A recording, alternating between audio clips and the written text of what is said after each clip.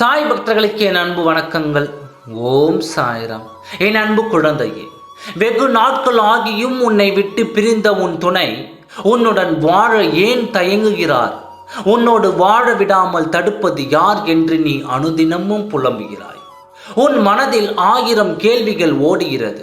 உன் சந்தேகங்களையும் உன் கேள்விக்கு பதிலையும் நான் இப்பொழுது கூறுகிறேன். இது நாள் வரை உன் பிரச்சனைகளுக்கும் துன்பங்களுக்கும் யார் காரணம் என்று தெளிவாக கூறுகிறேன். பொறுமையாகவும் முழுமையாகவும் கேள். உன் துணை என்று உன்னை விட்டு விலகி சென்றாரோ அந்த நாள் முதல் இந்த நாள் வரை நிம்மதி இழந்து தவிக்கிறது. என் சந்தோஷம் எப்பொழுது என்னிடம் கிடைக்கும் சாயப்பா என்று நீ என்னிடம் கேட்டுக்கொண்டே இருக்கிறாய். என்னை நம்பி என்னிடம் எதை கேட்டாலும் அதை நான் தராமல் போய்விட மாட்டேன். என்னை நம்பியவர்களை நான் தத்தளிக்க விடவும் மாட்டேன். உன் துணையின் மனதில் இருக்கும் கசப்பான தருணத்தை நீக்கி இனிமையான உங்கள் நிகழ்வுகளை அவர் மனதில் நான் பதிக்கப் போகிறேன். உங்கள் துணை யார் நம்பிக்கையில் உன்னை விட்டு போனாரோ அவருடைய கட்டுப்பாட்டில்தான் இன்னமும் இருக்கிறார். அந்த கட்டிலிருந்து அவரை அழைத்து உன்னிடம் சேர்ப்பேன். உன் துணை உன்னிடம் வந்தாலே பெரும் மகிழ்ச்சி என்று எனக்கு தெரியும். அவரது மாய வலையை அறுத்தெறிய போகிறேன். நீ கவலைப்பட வேண்டாம். உன் எண்ணம் முழுவதும் என் மீது திருப்பு. அப்பொழுது உன் மனக்கலக்கம் அனைத்தும் தீரும். உன் புரியாத புதிர்களை நான் அவிழ்க்கப் போகிறேன்.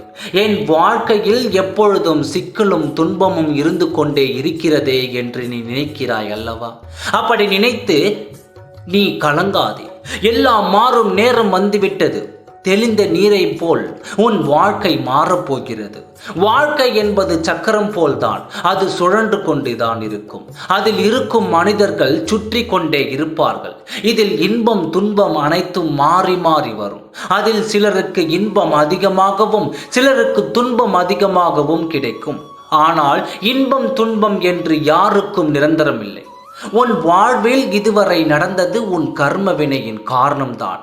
உன் துணை சிக்கி இருக்கும் சிக்கலை கலற்றி உன்னிடம் நான் சேர்ப்பேன்.